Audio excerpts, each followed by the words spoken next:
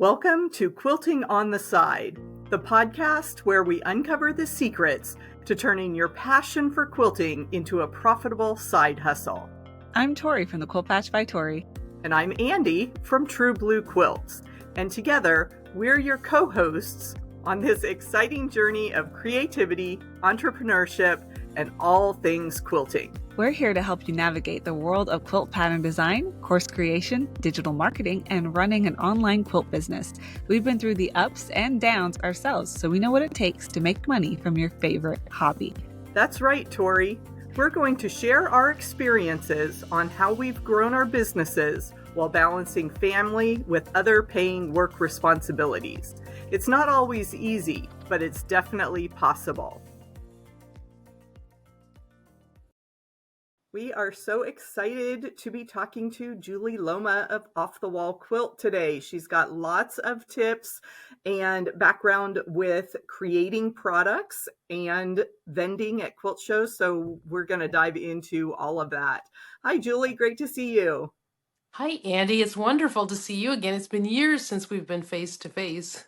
I know, but it's so nice to have those connections, and we've got that social media group going, so we definitely keep in touch. But yes, it's nice to be face to face again.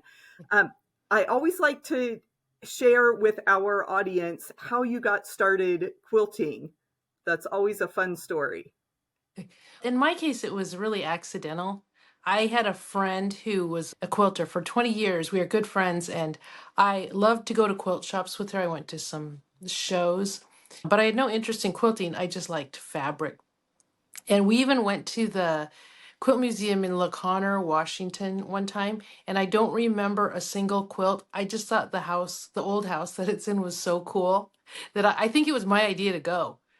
But if there must have been quilts there. It was a quilt museum, but I don't remember a single one. So I took up machine embroidery along the way, and I was working full time. And so I had a little tiny business, embroidery and stuff. And my friend went on extended vacation, and there was the Sewing Stitchery Expo in Puyallup was down the street from us. And so I decided to go there and look for embroidery stuff. And there wasn't a lot. I was having a good time. And I came around a corner and I saw these great big geometric quilts, bright colors. And I said, if I was ever going to quilt, that's the kind of quilts I would make. And that was Margaret Miller was standing there with Miller Quilts with the angle play templates. And if you've ever met Margaret, she just bustled right out and grabbed me and sucked me into her booth and said, "Here's how you do it." Couldn't understand a word she said. I didn't know anything about quilting, but it looked really cool. So I bought a whole set of templates and a book for my friend that quilts, right? So she could make me those cool quilts. And she eventually got home and she already had that set, but I don't know, I just hung on to them. And so my sister's 50th birthday was coming up, and I digitized for embroidery her picture as an infant, as a young adult, and then turning 50.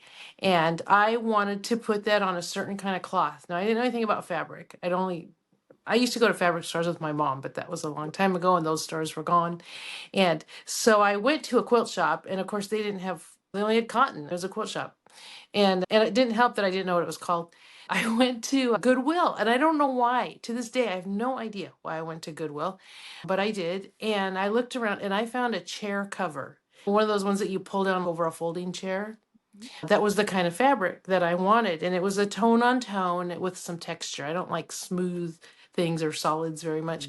And so I brought it home, and I took all the seams out, and I embroidered my sister's face right in the middle of the whole thing. And then I had this big, ugly, floppy piece of fabric with my sister's face in the middle. Nice gift, huh?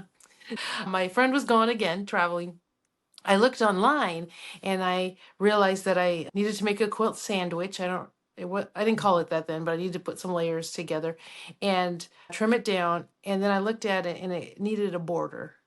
And it was going to need some quilting. So all online, I find this, but even way back then, my very first project, I just couldn't bring myself to put solid strips of fabric on it. And it's a rare quilt of mine that has a solid piece of strip of fabric. So I remembered I had those templates, and I looked up, and Margaret Miller happened to be teaching a class not too far away. So I went and I took that class. Now, if you ever look at my angle play stuff and you say, because customers say this to me all the time, when I get better, I'll make one of these quilts. I forgot my cord and my pedal, which doesn't have anything to do with difficulty, but classic newbie mistake. And I didn't know what a quarter inch seam was, and I didn't really know how to use a rotary cutter. So again, I had no clue what she was saying, but I watched what other people were doing. And Margaret was a great fun teacher. So I went home and was able to use those angle play templates, which make elongated triangles very easily. And I made a really cool border for that quilt. I'm still impressed when I looked at it because I didn't even know what the term fussy cut meant, and I did it. There you go. Yeah. A lot of times not knowing what you don't know is a blessing because you just dive in and do it. You just do what you want. And so then I got it done. And it was also, this is really important. I actually got it quilted and even learned how to bind it from watching videos online. And I don't even want to ever look at the corners and the ends at this point. I don't remember them, so they must be okay. But I got it done a week before her birthday, and that has never happened since. Right. That I had something done early because I didn't know that was a rule that you had to wait till the night before. Yeah, exactly. Yeah. But that's probably why it went so smoothly, was because you weren't there at the last minute piling on and then this mistake, and then this, and then I was up at 5 a.m. Yes. So then I went back to one of the groups to thank them, and somebody posted a picture of their quilt and said, I just entered this in the McCall's Design Star contest in 2010. And I thought, well, she can do that. I can do it. And I went and I read, and you just uploaded some pictures, and then they juried you in. Okay, so I thought, they'll know a brand newbie did this. So I uploaded it. When I got chosen as a finalist, you had to design more quilts. Yeah, I hadn't designed anything. I just threw stuff together. So thank goodness my friend came home and you could have somebody help you with the piecing. It was more about designing. We went on to design. We made it all the way to the finals. We designed 4 more quilts, I think. And every round you got a box of prizes if they picked you to go on. So we were getting boxes and boxes of this glorious stuff. I had no clue what it was. But we had stuff everywhere. I think I have 28 pairs of scissors or something now because that was my start. But yeah, made it all the way. And I happened to be laid off work then. So I had some time. I decided I needed to learn to quilt if I was going to be in this contest. So first thing I started with designing. And I said to my friend, there has to be an easier way to do this. I'm not drawing all this. Isn't there a computer program? She goes, yeah, I have it, but I don't know how to use it. I said, okay, I'll buy it and I'll learn it. So I learned to design first. And then I started learning some piecing. But I think every night when I went home, she took apart all my stuff and put it together better. Because I was bad, like everybody. And I asked her at one point, are there any rules that I need to be aware of for quilting so that I don't do something I shouldn't? And she says, no, I think I could sew anything that you could design. She told me a long time later that she learned a lot that summer too. Because when you have no rules, you can do really awesome stuff. So it was really a fun time, got me through that period of being unemployed. And then I was hooked. I was really hooked on quilting. And Margaret Miller, then of Angle Play, asked me if I wanted to be a certified Angle Play instructor. And so that's when I really got to know her. And then she told me she was interested in selling her business. So we purchased Miller Quilts in 2013. Wow, that wasn't very long after you had started. No, so 3 years is all. Yeah. And if you want to know something really scary, as soon as you own a quilt related business, you're considered a professional quilter. Yeah. Ooh, there you go. Yeah. And then you go to shows and people come up and they put their eye on your quilt and they go, did you know that this stitch is a little crooked? It's had to deal with that real quick, but that was good. I'm not self-conscious about my mistakes. Yeah. Which is good. I make a lot. So that's really how we got started going to shows. And we quickly realized that just the Angle Play templates wasn't enough to sustain a business. And Margaret had been teaching full time and I didn't want to be doing that. And I had a full-time job. So it was a lot. But yeah, we just started growing. And eventually my husband, then I quit working, got tired of that job. My husband was very unexpectedly laid off from the Boeing company, and where he'd been working for almost 30 years. We decided to go full time with going to quilt shows. That's Amazing. It's great that you guys can both be in the business. And I've met Rick. I've seen his fun contributions to the product line. So Yeah, and it's fun. We never expected this, but what it's worked out to is I quilt, of course, and Rick does some too, but he's not really designing quilts and stuff. What he's really good at is designing templates and rulers with his background in aerospace. And so he's really good at getting the technical stuff really right. And so the two of us make a really good team because, and he's must be used to listening to me because people come to him and they go, I want a template that does this and does this. And one lady sent him something that I thought was a blob, and he made a template the first try. He got what she wanted. I was like, oh wow. okay, you're scary. But Yeah, definitely the template whisperer there. yeah. And sometimes people send him crazy stuff and he's like, it can't be done. It just mathematically doesn't add up. And they'll be like, oh, I wonder why my blocks never came out. It's hilarious. It's just a lot of fun. For us, that's what we always wanted to do. We wanted to work together and we wanted to see the US. We travel to quilt shows and we're to the point now where sometimes we decide to go to a show because it's in a state we haven't been to yet. Fun. Yeah, that is definitely a factor if you've got to have some decision-making Yeah. criteria. Yeah. It's good to make money too, but the travel's Right, fun right. too. Yeah, yeah. I've seen the pictures online, but tell our audience how you get to these shows because you have a fun Oh. uh, travel scenario. Yeah, oh shoot, I don't have a picture anywhere handy. We'll We find it. bought right before COVID, months before COVID broke out, a big extended Sprinter van.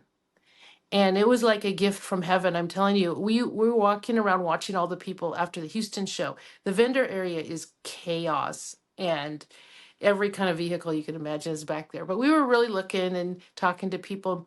We decided on the way home from that show that we wanted a Sprinter van. We had been hauling a trailer with a pickup truck for years and getting on a good day 8 miles to the gallon, and Mm, parking's a challenge and backing up's a challenge. And yeah. so we decided to Sprinter van. And I was bored in the truck. So I start surfing the internet trying to find a van, and one popped up on Facebook Marketplace. How helpful it Mhm. is! Stuff you think something and it pops up. So a Sprinter van popped up, and it was a great price, and it had really low mileage. And I'm like, okay, this is a scam, and it was in Florida, it, like 2 hours from us. So I messaged the guy right there, hey, we're interested in this van. And he's, oh, good. I go, but we can't come till Tuesday. This was like, I don't know, Mhm. Sunday night or something. And he's, okay, that's fine. I'll hold it for you. I said, okay. Okay. So we get home and I go, okay, we're going to come tomorrow. He goes, good, because there's really a lot of people interested in this van. I don't know why. I'm like, are you kidding me? So we drove over there and truly had that little amount of mileage and it looked good. So we drove it home and had a Sprinter van. So it was plain white. And if you know me, like I said about solids, plain Uh, white's even worse. I oh, don't yeah. think there's a wall in my house that's white, just so you know. So we got it wrapped. That had been a dream of ours to wrap our trailer previously. So we wrapped it and it's wrapped. The design is one of my quilts Hmm. and it's got all kinds of bright colors and it just makes a splash wherever we go. And we had a minivan, so we named the Sprinter van Maxi Van, which became Maxine. So she's Maxine Van Sprinter. Oh, there And you go. Yeah. yeah. And it's So a very colorful angle play design it on the is. wrap. It So, is. yeah, Yeah. it really stands out. We'll definitely find a picture and put it online for our audience so they can meet Maxine. Yes, she's got quite a reputation. And I had to argue a little bit with the sign company because they're like, oh, this will be way too bright. And I'm like, yeah, I made it. I know how bright it is. And they're like, this is a real quilt. You really made this. And Mhm. the guy that they had wrap it like matched the seams better than I did. Ooh. It's incredible. Yeah, it's really fun. And people chase us down at rest areas and gas Mhm. stations and find me in the women's restroom. So now when we travel, I wear a t-shirt that has our business name so that they don't look like they're stalking me. They can just walk right up. Yes, yes, they don't have to sneak around. And you have a fun story too on how the business name came about, Off the Wall Quilt. Oh, I know. It's so funny because it's not really what people think. it's hard to find a business name, but I have always loved to design. And I had a great big design wall in our house in Seattle where we started. And I would always be designing and reorganizing my blocks and stuff up there. And my kids weren't shy about coming in and rearranging for me. So I learned to take pictures. Rick would rearrange stuff. And so I just love to do that. I could spend all day rearranging blocks, Mhm. but at some point you have to take it off the wall and quilt it. And sew it together. Yep. Yes, Yep. so that's really where our name came from. But now Mhm. people think it's because we're fun and quirky, and you know what? We are, so it works. Yeah, I love those double duty names. That's great. Yeah. And the other thing I want to point out to people is that it's quilt singular Yeah, no S in because, our name. Yeah. yeah, I have to really think twice. And oh, yeah, that she's just one of those quirky people that exactly what you think it's going to be. The website with an S, somebody is holding hostage, where they want you to pay Mhm. a ton of money. So Right. that's why we didn't use it. That was just a practical Hmm. kind of a thing. So yeah, I don't want to pay $1 million or whatever. It's not that much, but Yeah, that's for sure. But that's a good point because I know a lot of our listeners are just starting out with their businesses. So thinking of those names, yeah. coming up with variations, finding out what's available across multiple platforms, those are all considerations that you have when you're starting out. It is. And part of the problem too is you start searching for it, and if somebody finds out and the domain isn't, they don't own it already, somebody doesn't own it, they'll grab it. Hmm. So that's a piece of advice I would give. If you have a great name you really like and you're just starting your research, you might buy it. I know have bought a couple of domains for only $15. Hmm. So that's a little bit of insurance. And I've let a couple just slide away that in the end I didn't use, but I felt like $15 to let me sleep for 2 nights or something so I could do some research. Yeah, and you can get, like you said, when you claim the domain name, whether it's through GoDaddy or whatever Yeah. service, you have the name for a year or two. So you have Yeah, time to think about it if you really want to exactly. develop it into something. So Yeah. you're right. That's good. Yeah. Good, So good. So tell us what your business model kind of currently is and consists of, because you talk about the angle play templates. Rick's doing custom designs for people. You go to shows. What all is included in the mix? what do we do? We've purchased several different companies and put them together, and they fit well. We also purchased Cheryl Ann's design walls, and they are the only portable freestanding design wall on the market. And we manufacture them here in Florida. We gather up all the pieces, and that's a big one. That's a big part of our business. Some days you'll find us designing, some days making rulers, and some days we're simply in the design wall room assembling walls. And Mhm. we try to do hundreds of those at a time so that we don't have to look at it. Although that's the only piece of our business that's in the air conditioning. So everybody wants to do it in the summer. We did that. And then we also purchased, sure, Ruler Magic. And that's a liquid substance that you can put on the back of any acrylic ruler and let it dry, and it will become non-slip. Now it will wear off, but it's a great fix for your slippery template. And then a few years ago, we also bought out, it was called PM Quilting then, and they were mainly a ruler company. So we bought all their equipment and everything and moved it to Florida. So right now, the walls are a big deal. Ruler Magic isn't too big of a deal, but it sells at shows. And Mhm. then the whole ruler part of it, though, is what's changing. We've been going to shows now for a long time. Mhm. And but it's travel is expensive and difficult, and the market changed over the COVID thing. Finally, we quilters learned to shop online. We just needed that little kick. So we still have people that love to come out. We're always going to be tactile people, but there is a certain convenience of going online. And I know it's the quilt shops are struggling with this too, because how do you stay relevant when people want online, but we are tactile people, and so we're struggling with the same kind of a thing too. But our little niche that we're finding is a lot in custom rulers. We have a product that we introduced just a year ago called Easy Grip. So our rulers come now with a patented application on the back it's a permanent one to keep them from sliding around. And it works great. You've got that on some of your templates. Yeah, I've working with you and Rick to come up with a little bit Mhm. different ruler that I used in my True Blue Quilts Block of the Month program. it's fantastic. That easy grip is wonderful. It just sits right on the fabric, doesn't go anywhere. Even just holding it with one finger, you can. Yeah, I know. I show it to people, and they're like, I can see on their face they're going, "This is a trick," and I just back off and say, "Here, you do it," because there's Hmm. no tricks here. So it's really a great product. So we've been all year switching to that, but after the first month of just simply switching products, we went to purely customer driven. So we rarely design. I think we have one coming out next month that we just came up with ourselves, but we wait till the customers tell us what they want. We've had some great stuff. And then we have a lot of designers coming to us now with an idea, and they want their rulers. So we're finding a real niche with branding for other people. We'll put other people's brands on our Easy Grip rulers. And we're great with growing with people. We can start with the smallest of little companies, and we can work with large ones too. Of course, the small companies are near and dear to our hearts. That's why we originally bought a laser, because we couldn't afford to order 10,000 rulers, quite honestly.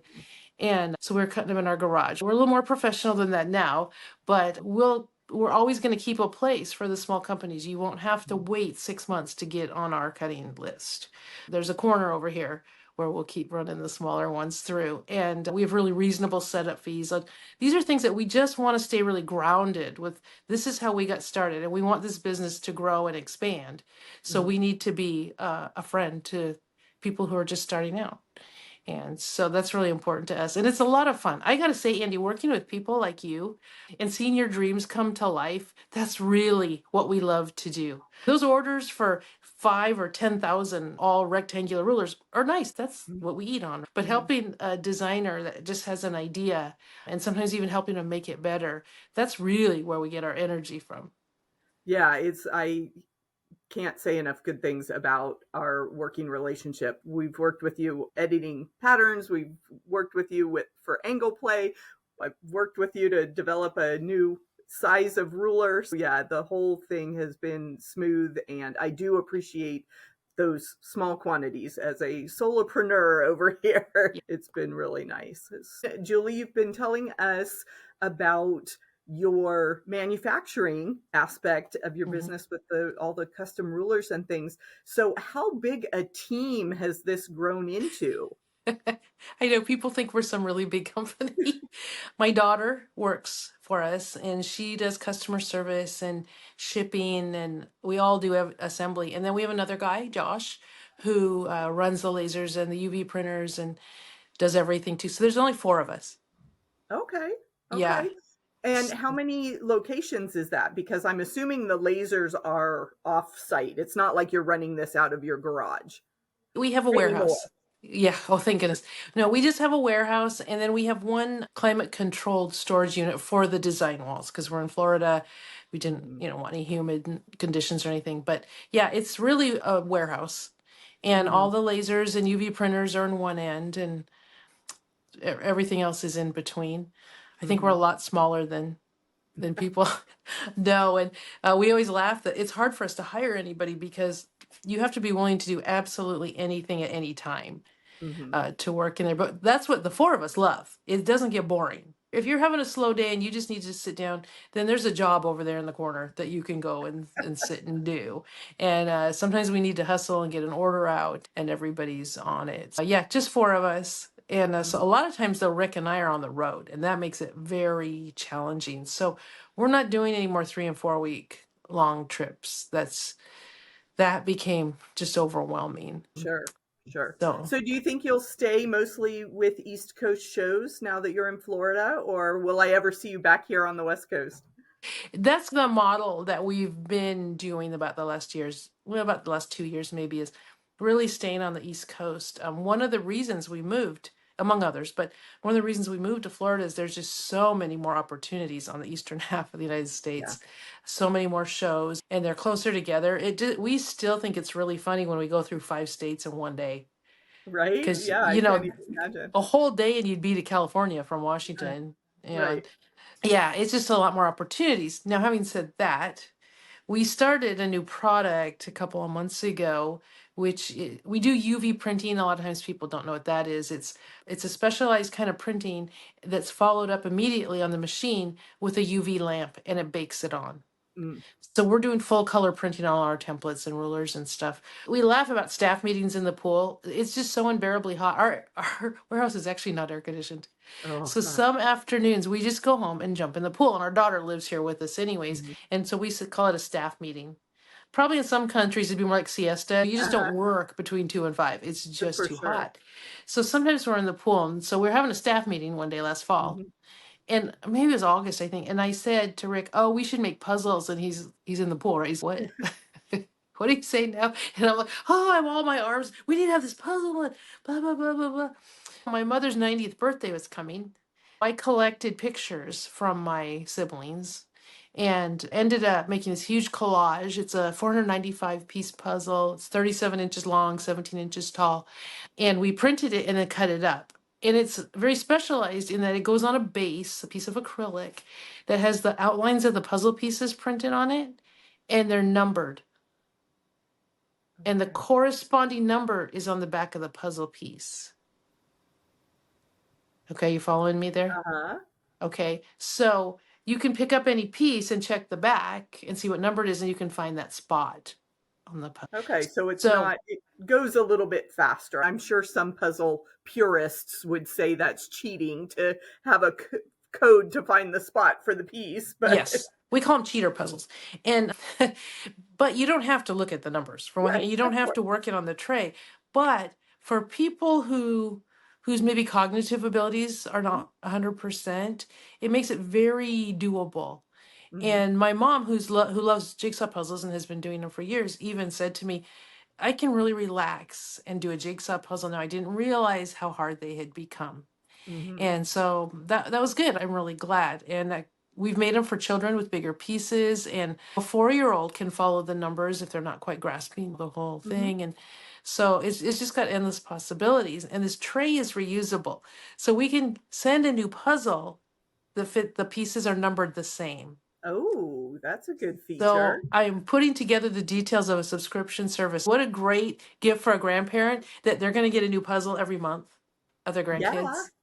How cool is That would that? be Yeah. cool. Yeah, I can totally see how that service would work because you've got the one master layout and it could be a surprise, right? That they Oh, don't yeah. know the picture that they're going to get the next month. Oh, That's right. fun. Yeah. So we're not even going to send a picture unless it's requested.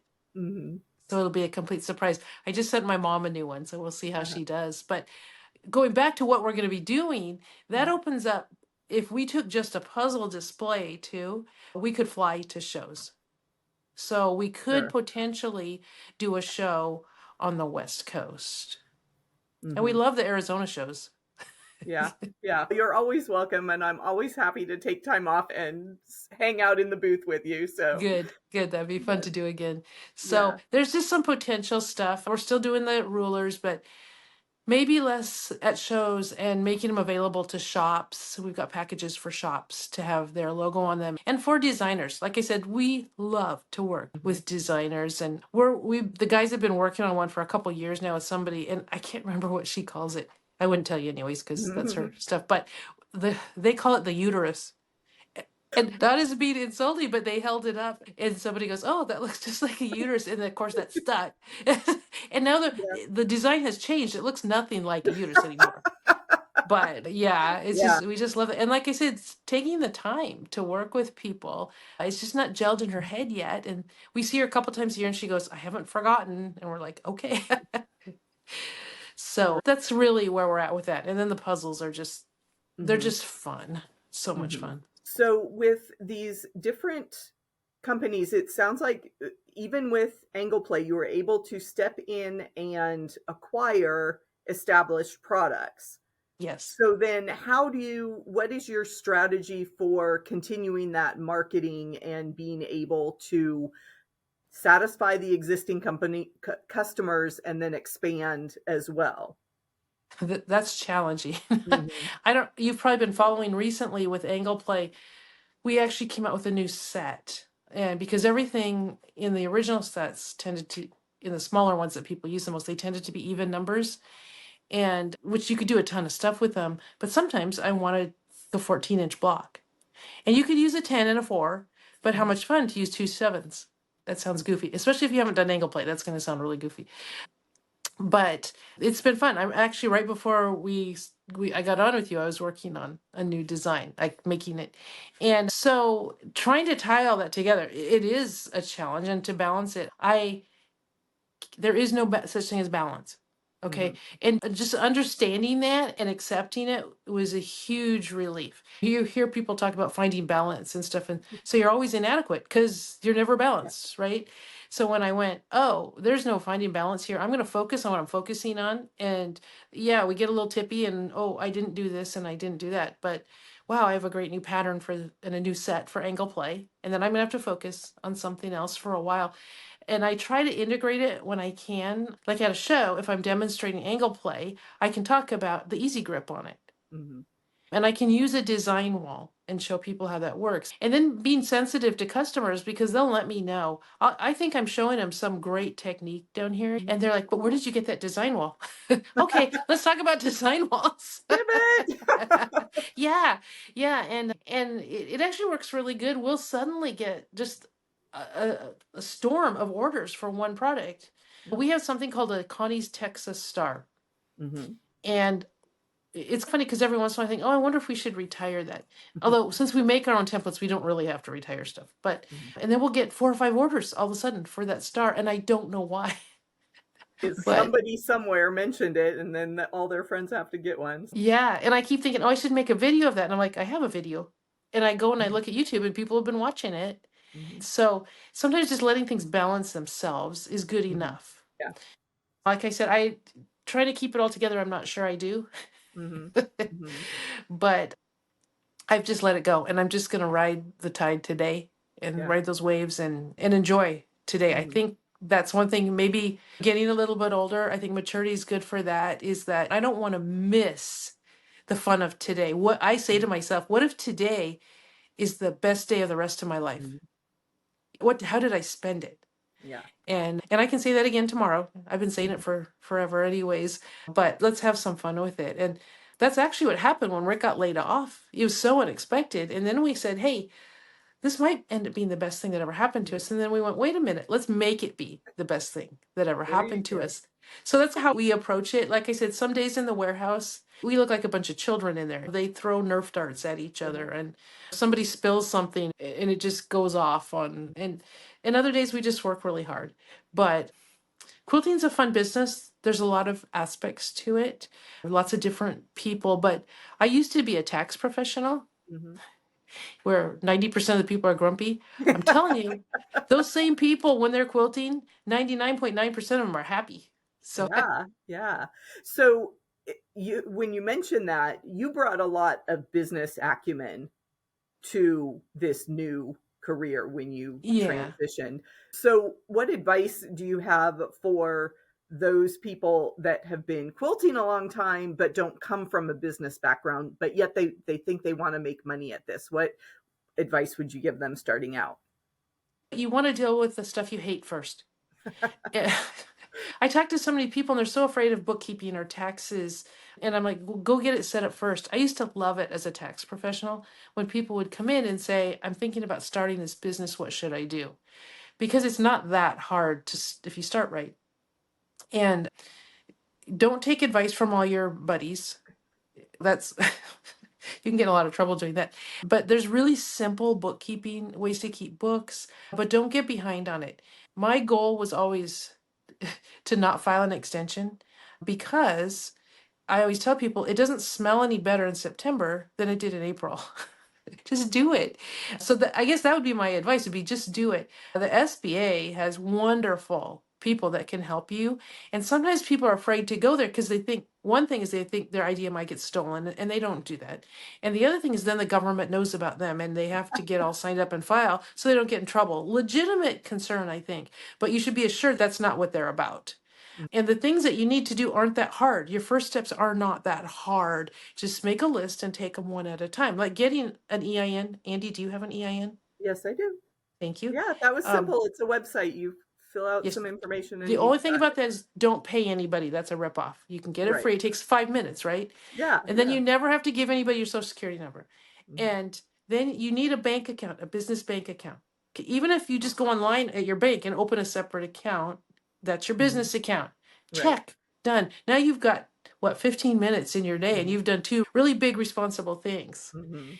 And then Mhm. set up some kind of basic bookkeeping. And if you hate bookkeeping, maybe you're terrible at math, there's a 2 envelope system I've taught people, and I can teach it to you right now. You get receipts for everything, and Mhm. you put everything you spend a receipt for in one envelope. Okay, and everything you take in, you put a copy or a note in the other envelope. That's all you have to do. And you get to the end of the year and you'll be so happy. Yeah. You've got your income and your expenses, and those are the two halves of the Yeah, that's Exactly. great. Wonderful business lesson there. Yeah, Yeah. and there can be a lot, your books can do a lot more for you than that. But I just saw so many businesses go under because even though they seemed to be doing really well, they would get to the end of the year and they were completely overwhelmed. And Mhm. they would get in trouble sometimes tax wise. And just start simple, but make a list of your 10 most wanted, the 10 things you really don't want to do to Mhm. get your business started, and make yourself do one or two of those. But like I said, setting up a bank account and getting an EIN, that's 15 minutes. Mhm. And so many people don't even have that. And those are the basics for a legitimate business. So, Yeah, yeah. it really And is. And when you want to open a wholesale account, mhm. you need those things. Yeah, yeah. So that helps. Yeah. Great. We could go on. As always, when I'm talking to another quilter, it could be hours and hours of great information and stories, but we need to wrap this up. And so let's turn to our rapid fire questions. Okay. And we've made these questions in season 2 a little bit different. So we are wondering, what color do you struggle to include in your quilts? Yes. Brown. And there's brown behind me, and I'm actually using it right now, but it's a Yeah. fight. Yeah. Yeah. I'm not surprised. Brown doesn't get much love, but Yeah. so I'm seeing a beautiful purple behind you. Is that what we would see most often in your design? Blue usually. My mom cross stitched, did county cross stitch, Mhm. and sent it to me, and so I've been adding quilt borders to it, and now I'm quilting it. So Nice. yeah. Yeah. Yeah. That's fun. So, do you prefer to work with yardage or pre-cuts? I have never successfully used a pre-cut. I just don't get it. So yardage, definitely. Yeah. Yeah. Make it the size you want, not someone else Yeah. telling you, right? Yeah. Yeah. I just look at them and I'm like, I can't do this. Mhm. So, especially in your shop, you have quite a few things to choose from, but what's your favorite notion? I really like our rulers with easy grip, but the other Mhm. thing, it sounds like a commercial, but it's right here. This is Yeah. my rotary cutter from Famore Cutlery, and it has ball bearings in it. It's not plastic on Ooh. plastic like the rest of them. And so this thing glides like a hot knife through butter, I'm telling you. Anyways, I love Yeah, it. we'll definitely have to get the link for that because I don't think I've tried one of those, but it sounds Oh, fabulous. yeah. People come up and they're like, I don't need another cutter. And I said, that's what I kept saying. And Brent sent me one. And I was like, are you kidding me? Uh-huh. This is the best cutter ever. Yeah. Ah, great, great. We always like to know who is inspiring you right now. This could be someone in the quote world influencing your design process or someone just in some other aspect of your life. You know, whew, inspiration right now. I don't know. We're just always go. It's fun. There's this other little business. You got to do an interview with them. They're a great fun called Classy Creations. Okay. Okay. Writing it down. CLASSI. And it's two sisters, and they just got started a little over a year ago and are doing phenomenally well. And we make their rulers and again help them out with a very small order, and it's just grown. And they have designs that we can't believe. And so it's really fun to work with them. And just seeing them grow and their energy. And I follow along on their Facebook page and some of the stuff there people are doing. Yeah, I'd say right now they're very inspirational for me. And I'm Sure. like, wow, if they can do it, I can just keep going and be there for them. And it's funny because they think I know a lot and they show me rulers that I can't figure out what you do with them. And I have to watch their videos. There you go. That's fun. We always like to hear about new quilters, so I will definitely check them out. Yeah. What would you say is the most rewarding part of your business? To me, it's hands down helping other people. whether it's just an individual quilter in a class or at a show, just helping people to be successful. I think especially women tend to have such poor self-esteem. And my message when I speak to guilds is always, I want you to promise me that you'll never hold up another block or quilt and say, it's not perfect, but because you know what, we don't care. I'm not going there looking for perfect stuff. I want to see cool stuff, and your stuff is cool, and you did, it's done. And even as business owners too, Rick and I get the opportunity to tell people, give it a try. You might be surprised, and then cheer them on. And we get people bringing their hopes and dreams in their new templates, and they're like, "Do you think 25 is too many to order?" And we're like, "That's a very reasonable amount." And we did have one business that did that and pre-sold every one of them and had to reorder before we made them. Oh, there you go. That's the measure of success. Yeah. Yeah. Yeah, that makes my day. Yeah. That would be a very rewarding part. And then our last one, a little bit more lighthearted. How many quilts are in the room with you right now? That are finished or unfinished? 1, 2, 3. There's 4 kind of done. And I can probably see, I just moved my pile of finished quilts out to the garage. Okay. Okay, they're quilted, but they're not bound. So there's 6 in that pile because I just counted them. So I know that. Yeah. And then there's all the ones I took down from Christmas and I laid over there. So let's not count. That might be depressing. Okay. Quite a few. That's wonderful. So Julie, tell people what you have coming up, where they might find you this spring. We're going to be at the Villages in Florida next month in a couple weeks. And we'll be at the Lakeland, Florida show and the show in Daytona, big shows. See, that's one of the reasons we moved here. There's so many big shows close by. Those are all like, we call them sleep at home shows. You know? Oh, that is nice to sleep in your own bed. Yeah. And then we really haven't nailed down our schedule after that. That we keep saying we need to do that tomorrow. But trying to, again, balance this staying home and being available to make our customers rulers and yet being out so people get to know us. It's a dance and we're just not rushing into it. They want us to pay for shows a year down the road. And I'm like, no, I'm not ready. Yeah, that's tough. But we're always available online. Yes. Wonderful. Thank you so much, Julie. It's been wonderful to talk to you and hear a little bit more about all the wonderful things you're doing with Off the Wall Quilt. Thank you. It's so much fun to talk to you again. I am always inspired by my friend Julie from Off the Wall Quilt, and I'm so glad you got to meet her, Tori. What was your biggest takeaway? Oh, she was so much fun. So Julie, she sounds like a real friend to quilting businesses. Like she seems so willing to be helpful. And she sounds like someone that I would love to collaborate with. What about you, Andi? What's your biggest takeaways?